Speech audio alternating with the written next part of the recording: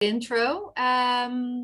Let's go ahead and get started indeed with the introduction. Maybe first and foremost, also a shout out to Carolyn Barr, because this is a session that we kind of recycled from the CIS forum last fall. And she also had a large part in it. So some credit should be given where credit is due. Other than that, I'm not first on the list, but here we go. I'm Anne. I work for Tilburg University in the south of the Netherlands, which is specialized in business and economics, social and behavioral sciences, law, humanities, and some digital sciences as well. And I'm joined today by Keith.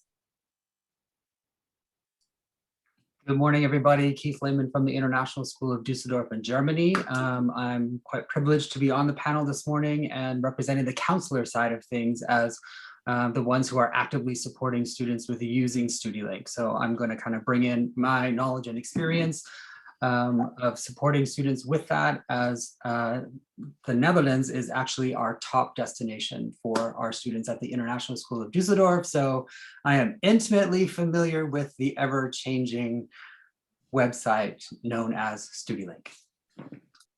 Good. Hi, everybody. My name is Dennis Baas. I'm Strategic Advisor, International Marketing and Recruitment for Eindhoven University of Technology. And we are a university with programs in the fields of engineering, science, and technology. And well, I think Anne can start with the presentation. Okay, great. So indeed, very good to have you all here. It's important for you to know that the focus is specifically on Studielink. We have other sessions this week that delve more into admissions as a general concept, different types of universities. So there is a very heavy focus on the system called Studielink. Once again, thanks to Carolyn and also indeed to Keith, who also played a very large role in setting this session up. We're very happy to have someone from the counseling side here as well. So we really appreciate your time and attendance and support. So what will we cover? We'll talk about the facts. So what is Studielink? How do you use it? All kinds of weird terminology that you'll find. We'll talk about common issues and pitfalls, and then we'll share some helpful resources. That seems like a very short agenda, but it's actually deceptively, will take us a deceptively long time to get through. We also have got a wonderful section which was also designed or come up. Keith and Carolyn were the ones who came up with this, and we've got some Dutch splaining throughout the presentation. When you find a funny Dutch term, we'll try to Dutch explain them or explain them to you with this tedious woman here on this slide. I've heard that it's a Canadian thing, kind of. Is that correct? The way we've tried to, yeah. So we'll get, when you see this annoying lady, you'll know that we'll be Dutch explaining things to you. We'll start with a little poll, and Denise is going to share the link where you can participate in that poll in the chat. So you can either join it on your computer or you can join it on your phone.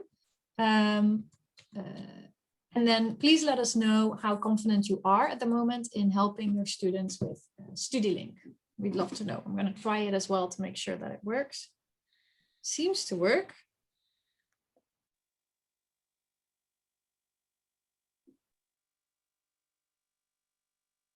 Yes, people are participating. Very nice. We've got a lot of medium confidence here, which is good because I think that's the level. You can also see the link on the screen on the bottom right corner. It's bootcamp.joinlive.mobi, and you can find it at the in the chat as well. Let me see. You should be able to see the poll there. If you do not see it, I'm very sorry. I don't think I can fix that, but the URL is right there, bootcamp.joinlive.mobi. It's in the chat and not the Q&A. So it was posted by University College Roosevelt to panelists and attendees. All right. I see that people are still participating. Some people are saying they cannot participate. I'm sorry about that. I am not sure how to fix that. The best advice is to either open it on your phone. So just type the URL into your browser on the phone, or use a different tab as Janie is suggesting. And that way you can participate. Overall, the main point is for us to get a better idea. Okay, great, Beatrice. It's for us to get an idea of where you stand, and we will come back to this a couple of times throughout the presentation, so you can leave that browser tab open on the side and we will return to it later. It's great to know that the majority of people are medium confident. So hopefully, I think our story aligns well with that level of confidence. Let me get back. So then we're going to talk a little bit about the facts of Studielink, and we have another poll right away, basically asking you, what is Studielink? So I'm curious if you can answer that one as well. So go back to your poll and let us know, what is Studielink? Is it the official Dutch government database? Is it an application system, or is it a dark place on the interwebs? Let us know what you think.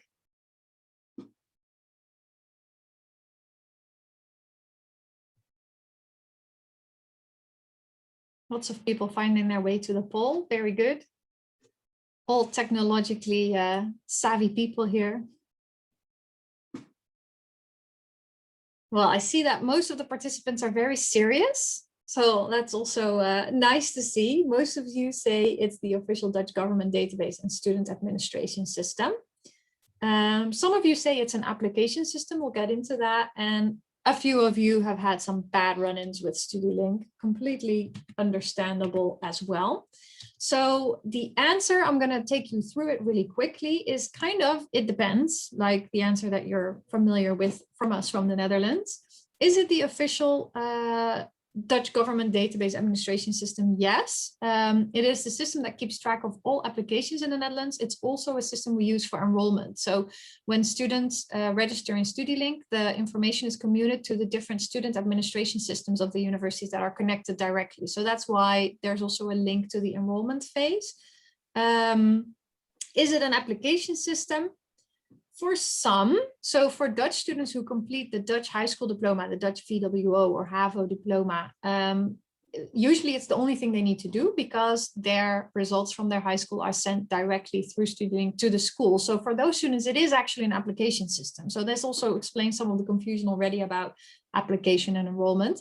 We also find out that there are a few universities of applied sciences, a very small group, that also have the same procedure for international students. So if you have a student who's registered in Studielink with, for example, an IB diploma, of which we know it's standardized, it's as standardized as the VWO, and the university knows that it's admissible. Sometimes that's the only thing they'll do. This is the registration and the application in one, because they don't need to know anything else in order to enroll the student. That's only for a very small selection, but so as you can see, for some international students, Studielink is actually also the application system. But for the large majority, and you'll be familiar with that, universities have their own application systems, because Studielink doesn't allow you to upload any documents. So Studielink is an important registration. It is one of the steps in a two-step process, but generally your actual application is in the application system of the university itself. Most of you will know this, but it's just always good to remember that as well. So what is Studielink and what is it not? Hopefully that gave you a good indication. And next I'm going to give the floor to Dennis, who's going to talk you a bit more through how students use Studielink. Yes, so Studielink is the way to go for students who are interested in any of the Dutch programs, what Anne explained already. So the first thing that students need to do is to create an account. So the next slide, I will go a little bit deeper in it. And once they created an account, they can make use of the functions of Studielink and then submit up to 4 enrollments of applications. And it's good to know that students can enroll to up to 4 enrollments, or 4 registrations basically, of which 2 of them can be a numerous fixtures program. And yeah, so that's, I think it's good to mention that. I think maybe you heard it already in previous presentations with what we did this morning with the advanced admissions, but you can do a maximum of 2 numerous fixtures programs. So that's also a way to use Studielink. Another one is once you got accepted for a numerous fixtures program, you need to accept it within 2 weeks normally. This is also something that needs to be done within Studielink. So especially when students are applying for a numerous fixtures program, Studielink is really important. Once a student got accepted and they were wishing to study that particular program, they also need to put in information about their tuition payments. So that's also, I think, what is done within Studielink.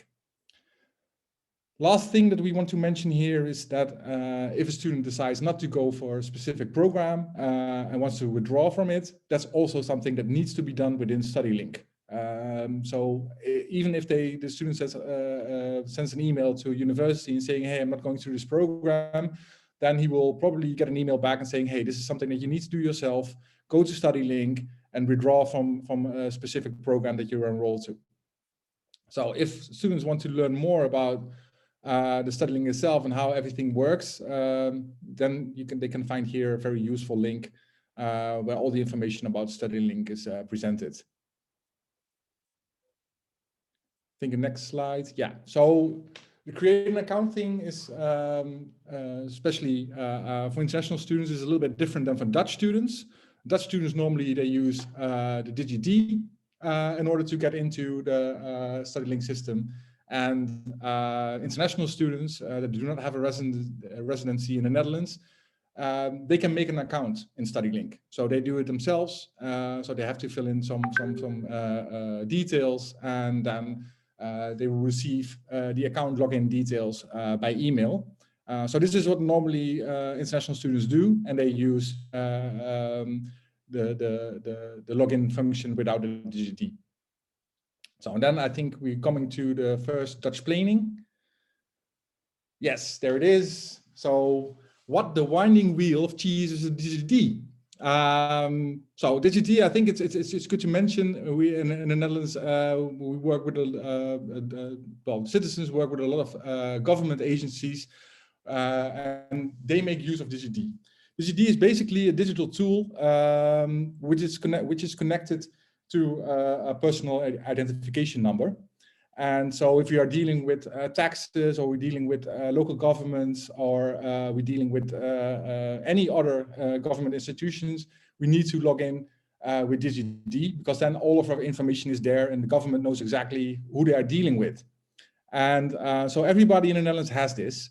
So this is also why Dutch students need to enter the Studielink with the DigiD, because then the Dutch government can also see, okay, what kind of program they did already so far, what high school did they go to, did they got their diploma from the high school. This is all things that are kept in the back office of Studielink, and that needs to be done very clearly with the DigiD. And so at one point, and I think and this is also good to mention here, is that students that at one point go to the Netherlands and have a residency within the Netherlands, they will get a Dutch personal identification number, and with that number they can also apply for DigiD themselves, because they are also going to deal with some of the government services.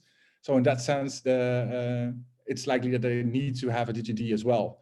And once they got a DigiD, it's also possible to connect that DigiD with their already existing Studielink account. So then everything is within the DigiD system, and most students will do that in the end. So this is just a little Dutch planning about DigiD.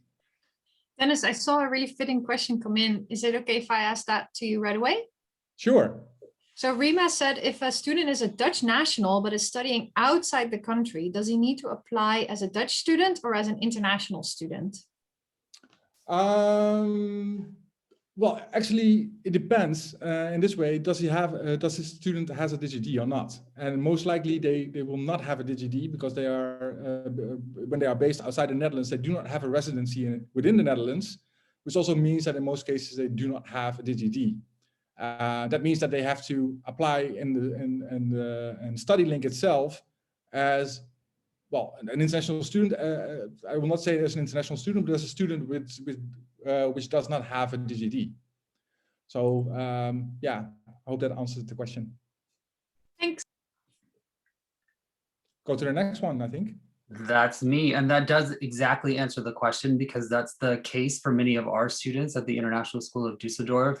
They are Dutch nationals, but they may not have resided in the Netherlands or have their DigiD. So to begin with, we would have them register without a DigiD as a typical international student. And then once that student goes through the process to get get their DHD, they would go back into Studielink and connect those two accounts, and then everything just kind of syncs and goes on from there. So perfect answer to that question. So after your students have registered, they get this very fun opportunity to submit their enrollment applications, which is basically going through Studielink so that each student can inform the institutions that they would like to apply. So this is that first step of submitting the enrollment application. And there are a few tips and tricks for doing that and for trying to find the programs that they are looking for. So if you've supported students with this, you're probably familiar with the filters. The big point here is finding the name of the study program, because sometimes even though the international program is taught in English, when you're looking in Studielink to find that program, it might actually be labeled there in Dutch. So going to the website for the program, just to make sure, they might have a little note about how to find the program in Studielink so you're finding the right name. The other thing is that there are programs within a program. So if you're familiar with the Dutch Liberal Arts and Sciences, those are honors colleges of the main university. So you wouldn't necessarily be looking for LUC The Hague, for example, because that's the liberal arts program. When you're using the filter and searching for the educational institution, you would be looking for Leiden University as the primary institution first. And then in the field above that, the one with the little magnifying glass, the student might type in liberal arts, for example, so that it then pops up as LUC The Hague, and the student can choose that one nice and easily. Or a little more easily. There are some other filters in there which you can also use to try and narrow the responses a little bit. So down below that, they have the type of study program. And for that, you would be looking, at whether it is a HBO or a University of Applied Science degree, or a WO or research university degree. If you attended the fantastic presentation that Dennis and Anne did at 9 a.m. this morning, you will have heard a lot about what HBO and WO mean. And we're actually going to talk a little bit about that in a few slides from now, as well as that relates to students entering their qualifications in Studielink, which is another step they have to take. But basically, you can filter by HBO or WO. If you know your student is applying to an applied science or a research university. We also tend to recommend using the filter full-time so that they're getting the full program, bachelor degree program in there. And then last but not least, you see a filter for language. And this one I find to be really hit and miss. And when Carolyn and Anne and I did this presentation last fall at CIS, I discovered that it was because the institutions themselves have to go into Studielink and label their programs as taught in English. And not all of the institutions have done that. So if you do filter by English and your student is like, I can't find this program, it's probably because the institution hasn't labeled it. So I don't really recommend, I mean, you can try it, but if you don't find the institution listed there, then just cancel out that filter and then just use the filter above, which is the next slide, which again is that little magnifying glass to type in the name of the program or part of the name of the program. Sometimes I find that, you know, if it's international relations and organizations, you might type in organizations so that you get that piece and it will pop up easily for you to find the right one.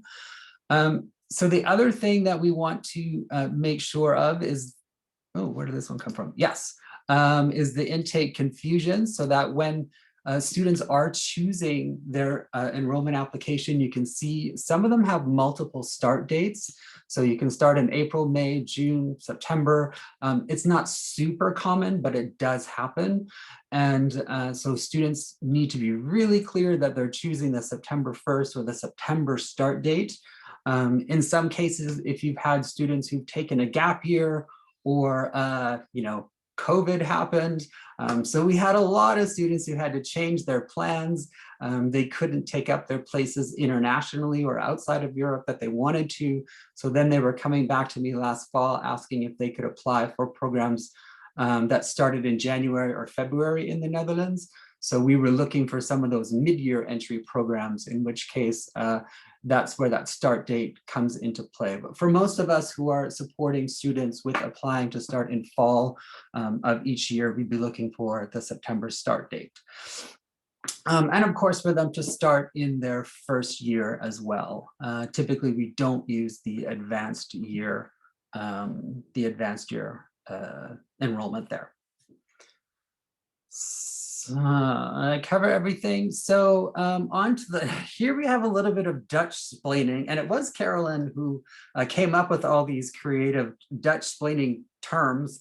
And then I kind of pitched in with a few of my own. Funny that the Canadians are the ones who are coming up with these Dutch splaining things, but what in the whirling windmill, or why in the whirling windmill does Studielink use the words application and or enrollment application?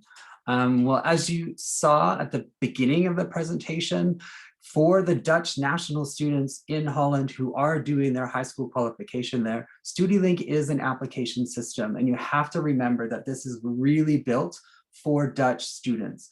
So it hasn't been totally internationalized in the way that it really kind of suits the terminology that we might be used to from other countries and dealing with those applications. So that's important to remember. It's really, they've tried to make it a one size fits all, I suppose, and adjust some of that, but it's not quite 100% perfectly suited for purpose in terms of how we're supporting international students.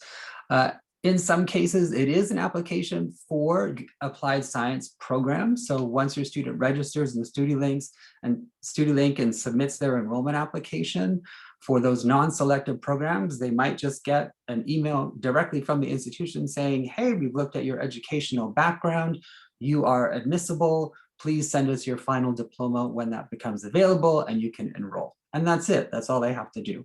But for the most part, particularly for the selective programs and at the research institutions, Studielink is actually just an enrollment application. It's the first part of the process. As I said, it informs the institution. Studielink informs the institution that the student wants to apply, and then the institution contacts the student and sends them a link. Here's our application system, often called Osiris, but there's a few other ones like Embark or things like that. And then the student actually applies and goes through that process, submits all their documents, CVs, letter of motivation, whatever the institution might require. But that first step happens in Studielink, and it goes on from there. I think that goes over to Dennis. Yes, I can also do some Dutch planning because we already mentioned in the previous slides about HBO and WO. And so you asked the question, what's the tippy tulip bulb does HBO, WO mean? I think I think for most people, this is already a familiar topic. HBO means basically in Dutch, hoger beroepsonderwijs, and in English, that's University of Applied Sciences. So we have a dual system, dual education, higher education system with HBO and WO. And so if you are choosing a program, it will be clear that if it's offered by a HBO or a WO, which is a research university. So I think it's very, well, it's clear for most of the students that they have to check this before they actually try to register for a program, that they chose the right one, because it is possible that both of these institutions, so both University of Applied Science or research universities, offers the same programs. So keep this in mind. And a little bit more Dutch explaining what in the wooden clog is the difference between the two, although I think you've heard that already this morning in the earlier presentation. But why is this important is even the better question for us counselors and for students. And the reason why we're putting the HAVO and the FALVEO out there and explaining the Dutch National High School qualification is because we need to understand what those equivalencies are in our context. So for example, at the International School of Düsseldorf, we offer a US accredited high school diploma, grade 9 through 12, plus we offer the IB diploma, so full IB diploma. And of course, in between that, we can offer DP certificates or DP courses. So for our students, we do have quite a number of students who are on the US high school diploma track, and they may be completing some DP certificates or DP courses, but not the full IB diploma. For those students, a US high school diploma without any additional qualification to it, so no APs, no IB diploma, no A levels, is equivalent to the HAVO degree high school diploma in the Netherlands. So when we're searching for options and students are looking on the website and they're like, oh, it says here that the requirement is a HAVO diploma. And I'm like, oh, okay, that's good. It's just a high school diploma, so you're fine. So if an institution or a website doesn't specifically give the A-level requirements or the IB requirements or the French bac or whatever it is you're looking at, if it states on the website it's a HAVO, then that typically means US high school diploma and you're good to go. There are some exceptions to that, in that an applied science university that offers an accelerated track, so in other words, a 3-year track, accelerated degree rather than 4, or a specific program, sometimes those institutions might require a FALVEO qualification. And in that case, you would be needing, or the student would need to have A levels, AP courses, IB diploma, Abitur, French bac, European baccalaureate, one of those qualifications, as those are considered equivalent to the FALVEO. And as you can see by the graphic there, the FALVEO is typically the qualification in the Netherlands that's required to attend the research universities. So when you're looking for those and doing your research and supporting students with their research, if you see those terms, HAVO and FALVEO, then that's what you need to pay attention to so you can understand better your school context and which institutions your student and programs your students can access. You also might see that there's a choice of clusters on there, which really is typical for the Dutch students. The Dutch students in both of the, or in the FALVEO do clusters in specific areas. So you may also encounter that on a website, but essentially the keywords are HAVO and FALVEO. And again, that connects with, in Studielink, the HBO and the WO, Applied Science Institution, choosing the enrollment application, or WO enrollment application. We have to do a lot of explaining terminology. It's very tiring. I'm going to throw a bit more in this one as well. Just some reminders about using Studielink and some new terminology. As you probably know by now, students can register for up to 4 programs in Studielink at the same time, which means that if you want to apply for a 5th one, usually that's not possible unless that university allows you to apply for them directly and do Studielink later in the process, because there are a few universities that still allow that as well. Other restrictions, if your student is applying for a numerous fixes, so a highly selective program, they can apply for only 2 of those. And this has to do with volume control in admissions offices. So it's a system that's set up by the Dutch government, and that's why this is the only type of selection process that's also managed and controlled a bit by Studielink.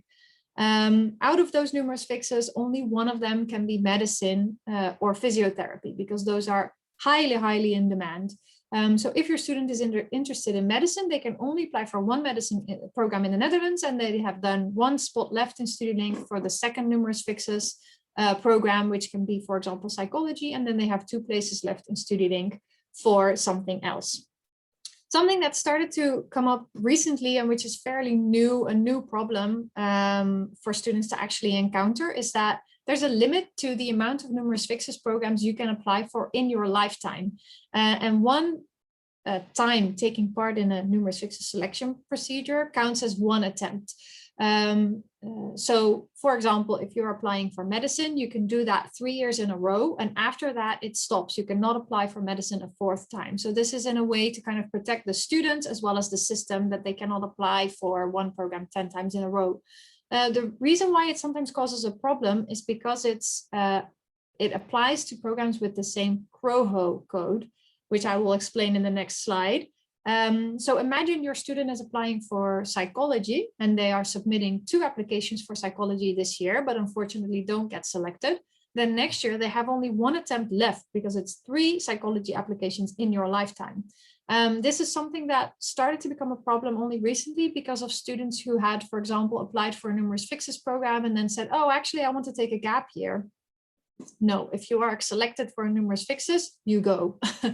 That's basically the advice that we have to give. So if a student is not sure if they want to take a gap year, then maybe don't apply for a numerous fixes programs, because you get a limited amount of attempts for that particular program type.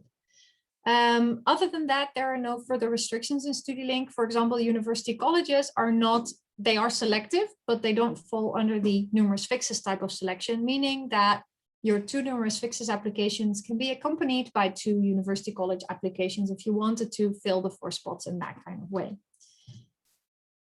So what in the Flemish Friets is numerous fixes? I feel like at this point I've told you many times, so I hope I'm not beating you around the head with the same story, but the numerous fixes programs are the highly selective programs. It is a Latin term that means fixed number. So basically there are programs where there are simply more applications than places. So it doesn't even say that much about the quality of the program, or, you know, if you compare it to the Ivy League kind of system, it doesn't really have anything to do with that. It's mostly just supply and demand. More students want to study it than there is room for.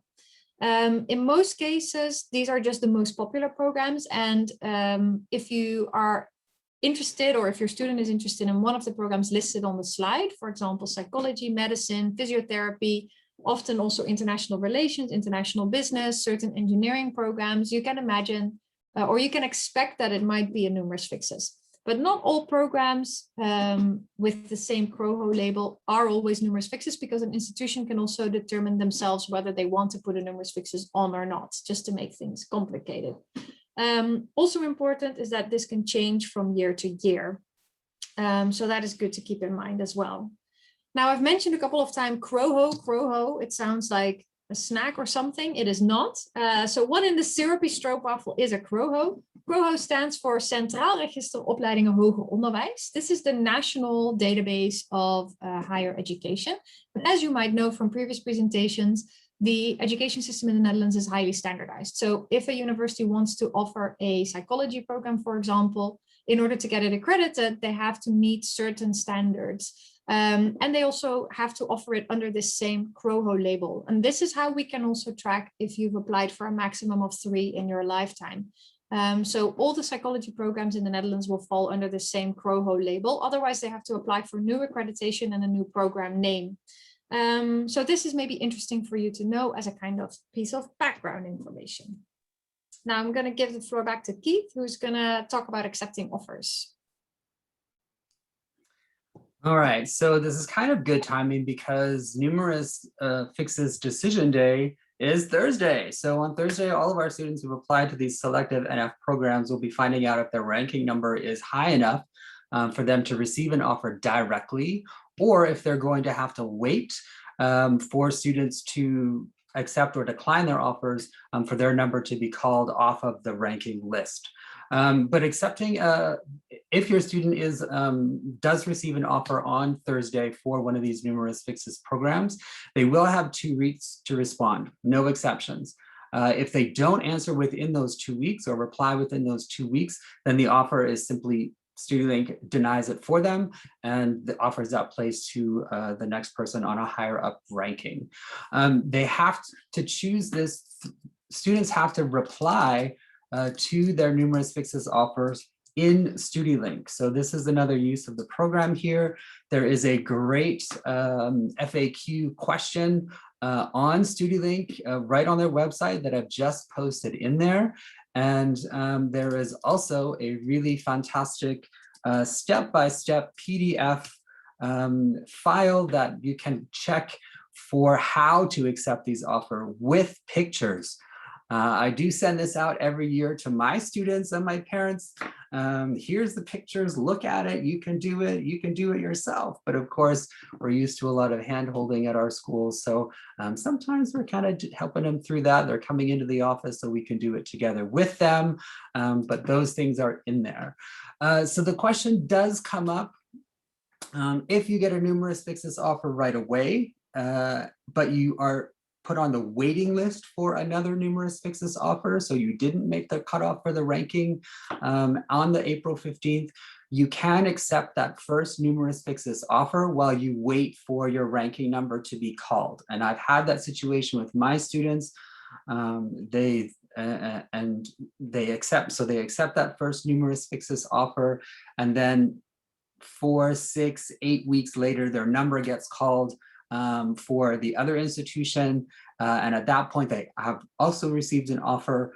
So then they have 2 numerous fixes offers, in which case they can go into Studielink and decline the first numerous fixes offer and then accept the other one. So that is totally possible.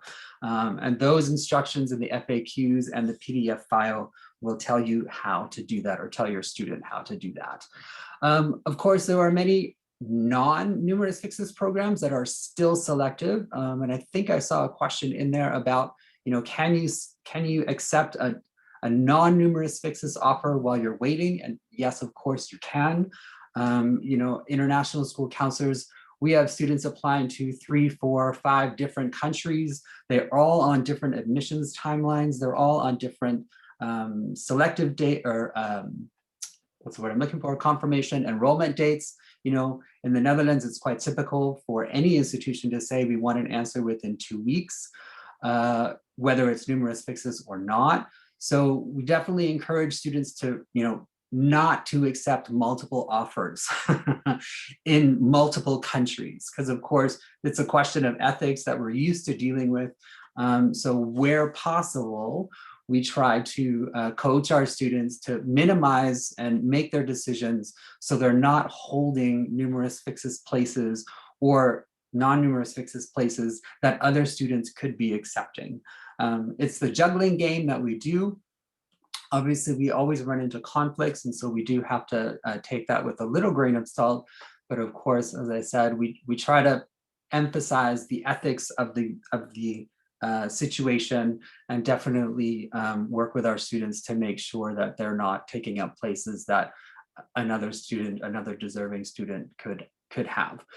Ultimately, the best response when you have a student holding multiple offers in the Netherlands is to communicate, or when a student has received multiple acceptances in the Netherlands and is trying to make a final decision, is to communicate directly with the institution to ask if their decision time can be extended, or to reply to them when they can. And if as soon as they accept another offer in the UK, the US, Canada, wherever, that they go into Studielink, cancel their enrollment application, and inform the institution that they have withdrawn so that that place can be given up. So please don't let your students wait until August, September to do that. Encourage them to do that as soon as they know.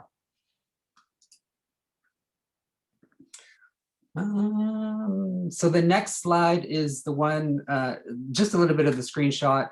I don't need to continue to go into that one because I've already put that link in the chat, also with the PDF document. So it's just a little note about how to accept a numerous fixes offer while if a student is on the wait list for another numerous fixes program. But that will all be explained in the FAQs and the document. So over to you, Dennis. Yes, yeah, there's no system that comes without pitfalls. So also the Studielink has a couple of them. Let's continue to the next slide, and then the first one will come up. Oh, first of all, a poll. Let's do the poll first.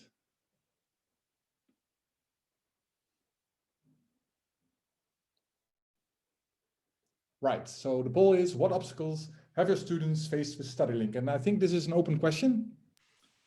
Yes, and people can answer only once. So think of the main thing and type it. It will pop up on the screen. The link has been shared again in the chat. Right. Finding a specific course. Yes, as we mentioned before, that could be very difficult, especially when a lot of universities and universities of applied sciences offer it. Sometimes it's also differently mentioned on the website than on Studielink. So it is normal that for most of the universities, they put on their website the official name as well. So always, when you are interested in a program, look on the program website to find out what's the official name for it, so you can easily find it in Studielink. Feeling overwhelmed? Yes, I can imagine that one. Wow, many. God, okay. Different course names. Yeah, the course names, I do agree. I think that is a good point to mention. I think it's also the responsibility of the universities to put the names as accurate as possible on Studielink, but also on their own website, and that sometimes does not happen. So yeah, that's really a problem. Then let's see. Confusion surrounding multiple offers. Yes, I hope that was a little bit explained before. Not understanding that's an application platform, that we will say something more about that later on as well. Twins with problems creating an account with the same birth date. Okay, that's one that I did not hear before, but I can imagine that could be a case. I thought it was also connected to email addresses. So in that way, they must be unique in that way, no? All right. Maybe they're using the same email, like a family email address or something. Yeah, that's impossible. So I think that I think it's good to mention here that you have to put in a unique email address connected to your Studielink account. So then basically you can side pass the problem with twins. All right. Okay, I hope we mention a lot of these questions later on. But one of the things that I think it was also mentioned already in the remarks was the lost login. And this is a typical thing because in some cases you do not use Studielink often, especially when you're applying for a non-numerous fixes program. That basically means that the registration is enough, and then maybe one time you have to put in some information about your tuition fee, but it's not, you use it not that often, so sometimes you forget the password. And in the past it was really a problem, because then it was very difficult to get a new password, and luckily they changed this, so it's now easily to retrieve your password again by filling in your email address. So that's a very good thing. In the past you had to contact the university, which is of course a very difficult way to get a new password, and also very time consuming. So I think this one is now corrected. Also, once the student, what I mentioned before, got the DigiD, then it also means that they can have an app with a DigiD on it, and they only have to remember a code, and then they can also log in to the Studielink as well. So that the DigiD also makes it a little bit easier to log in again once you have that. Then the next one, data entry. Yeah, this is also, I think this is my slide. This one is for me. So, yeah, I thought so. Your entering academic qualifications. So this is something that your students will also be required to do in Studielink. They need to put which academic qualifications they are completing. And there were a couple of questions about this, or a couple of concerns about this in the problems. So hopefully this will clear that up. For our students, for example, you have to enter the country. And when you enter the country, or when you enter Germany, all of the German national qualifications come up. Plus, it typically will have IB diploma, because that's an international qualification. So if your school is not located in the Netherlands, if you are in Vietnam, in Brazil, in Japan, wherever that might be, you might see the national qualifications for that country and have to scroll through the list to find IB diploma or A levels or whatever it might be. Now, in our case, in Germany, US high school diploma is not an option. So when I have students who want to apply to the Netherlands on the basis of their US high school diploma, I have to scroll down to the bottom and find other. And then once I find other, or once the student finds other, I keep saying I. Does that tell you anything about how much hand-holding we do here? Once the student finds other, then the student has to type in US high school diploma and enter that into their qualification. So if you're having difficulty supporting your students with making sure they enter their applications correctly, scroll down that list, find the word other, and then you can enter whatever qualifications are relevant for your school, no matter which country you happen to be in. Keith, do you know off the top of your head if the career-related program from the IB comes up as a qualification? That was a question and I don't know. I do not know either because we don't offer that program at our school. So that's not one that I'm typically looking out for, but maybe somebody else has experience with that in the chat and they might have seen that. Yeah. The other thing that we get a lot of questions about, canceling and adding enrollment applications. At any one time, a student can have a maximum of 4 enrollment applications active in Studielink. Now, if a student receives a decision from a non-numerous fixus institution and they are not successful with that application, which does happen. Studielink opens on October 1st. Students start submitting their applications. And in some cases, students can get responses within a few days to a few weeks. So they may already be hearing back in October, November, December, that they haven't been successful at that institution. They can remove that enrollment application and add a new enrollment application and therefore another application for an institution or a program, as long as it's no more than 4. The big tip there, as you can see, is never remove an application for a numerous fixes program until that April 15th decision day. And even then, if the student didn't make the ranking list, they may want to wait another 4, 6, 8 weeks to find out if their ranking number then gets high enough once students have to select their programs.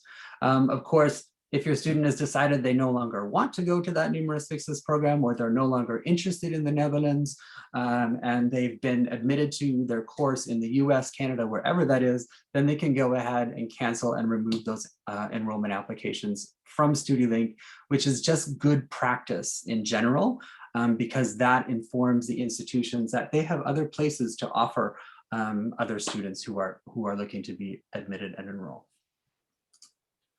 Email confusion is another big one. And this goes back to the very beginning, what I said, or what we've all said about Studielink being it is made for the national Dutch system. So there's some confusion with terminology, there's some confusion with language, what it means in the Netherlands as to what it means to international students. I find myself that even emails from Studielink or emails from the institutions that contact students after students have submitted their enrollment applications are sometimes open to interpretation. So kids get in touch and they say, Mr. Lehman, I got this email from institution X and I really don't know what it means. And so they forward it to me and I read it through line by line by line. And I'm like, you know what? I don't know what this means either. I'm not really sure what they're trying to tell you here. So let me have a few more minutes with this and see if I can figure it out. And that typically goes down to the terminology such as you are conditionally admitted or you are eligible to be admitted, which students are like, hooray, I've been admitted to this institution. And I'm like, oh, actually, no. What this email means is that they have checked your academic background. They've checked that your academic qualifications make you eligible to be admitted to the program. You still have to wait for the institution to review your letter of motivation, your CV, whatever else you might have submitted to support that before you get the actual admissions decision. So there are definitely, there's definitely some confusion that happens there. And I do spend some time with students and parents trying to sort out what those confusing emails might mean. So as you can see, I put a little sample down there. You participated in the selection procedure. Now you have to meet the admissions criteria. Your registration is dependent on proving if you've met the diploma, the math and English. So this student was like, well, am I admitted or not? Like, did they say yes? Do I get to go? So those kinds of things can be a little tricky to understand, but typically, you know, contact the institution, reach out to the email address that the student has received, and help them sort out exactly what is going on with that email to make sure they understand what they have to do next. Yes. So I can imagine, based on all the information that we presented previously, that students or in some cases also the counselors need some assistance in how to continue, or basically how to interpret something, as Keith already mentioned. There are basically two options here.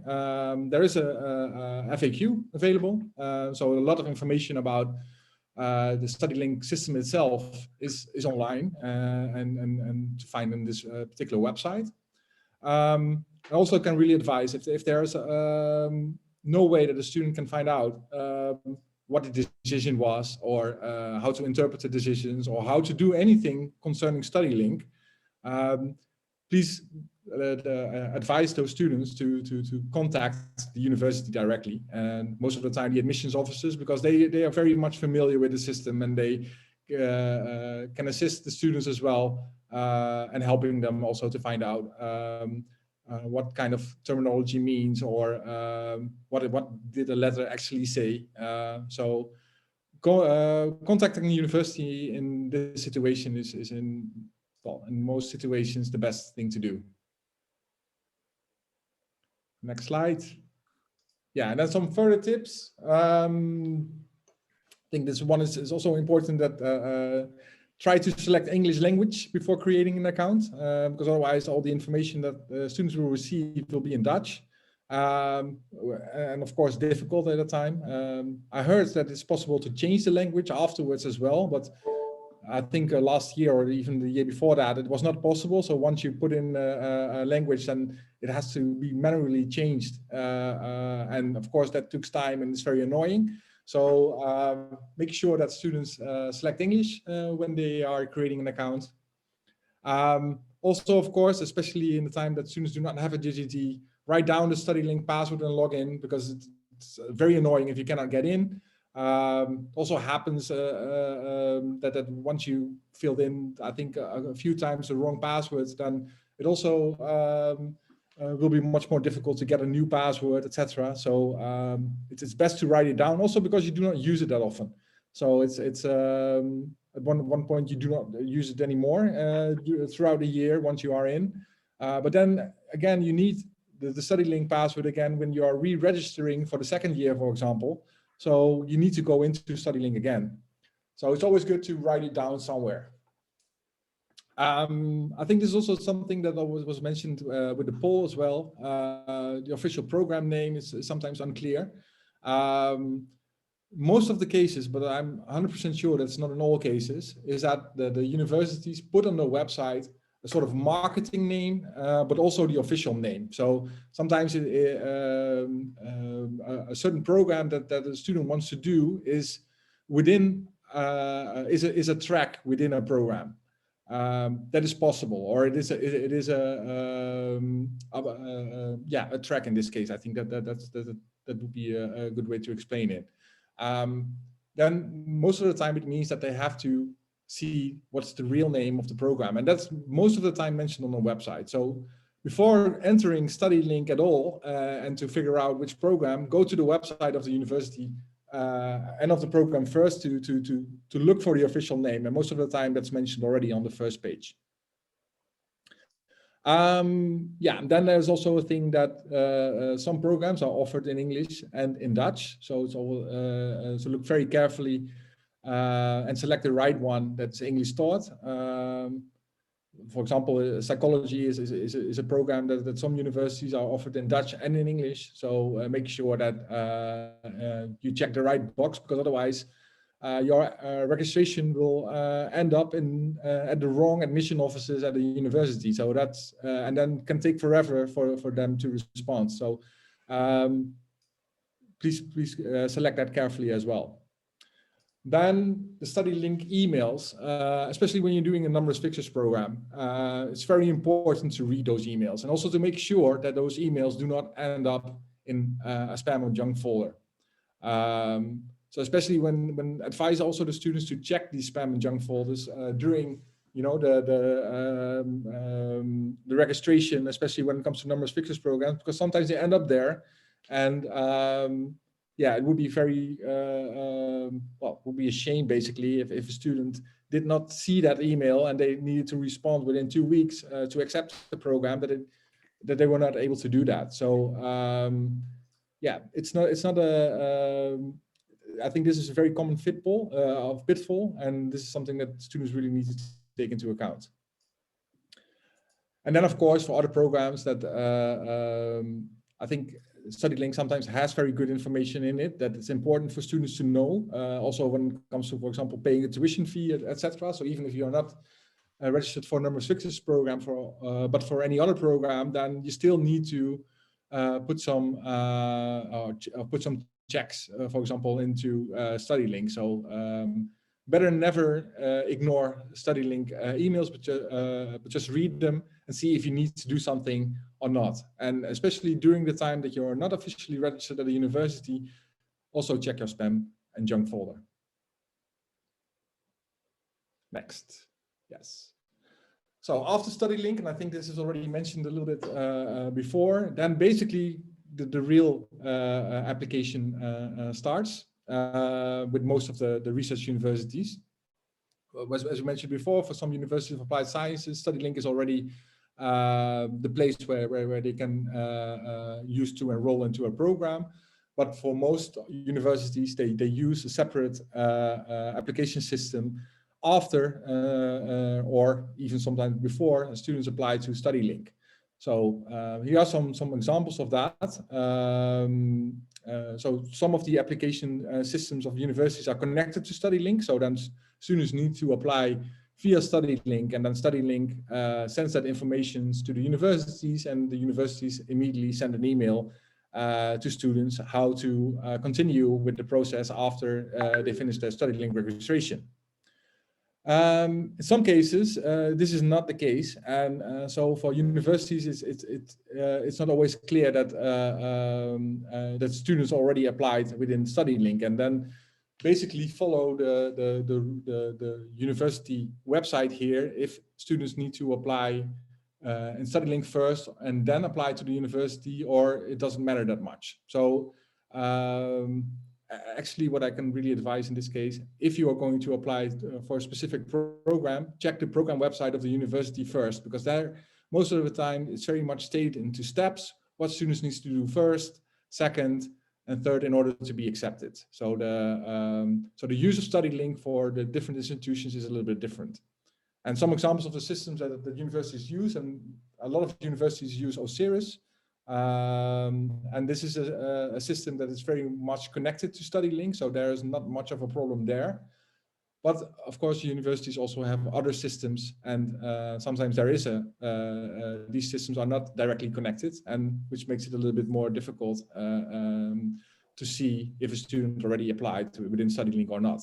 So yeah, I would say check the university websites for this one. All right, we are out of time, but I just want to quickly show the helpful links page as well. When you go to the bottom of this page, tiu.nu/bootcamp-studielink, you will find this PDF with a link to all the links that have been shared in the presentation. So I thought that would be helpful to share with you guys in case you want the links clickable. And then I think we need to give the floor back to Denise. Yeah, thanks so much for demystifying Studielink in this one. All these resources will be shared with you at the end of the bootcamp as well.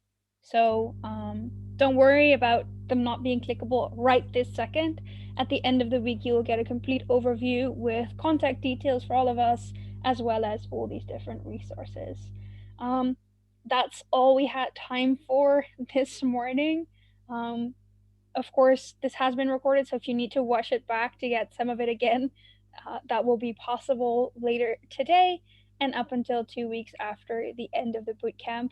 If you haven't done so yet, make sure to register for the speed dating sessions later this week to actually talk one-on-one about some of these institutions. And thank you so much, panel, for giving this wonderful presentation.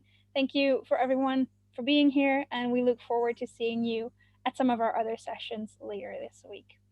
Bye. Bye-bye.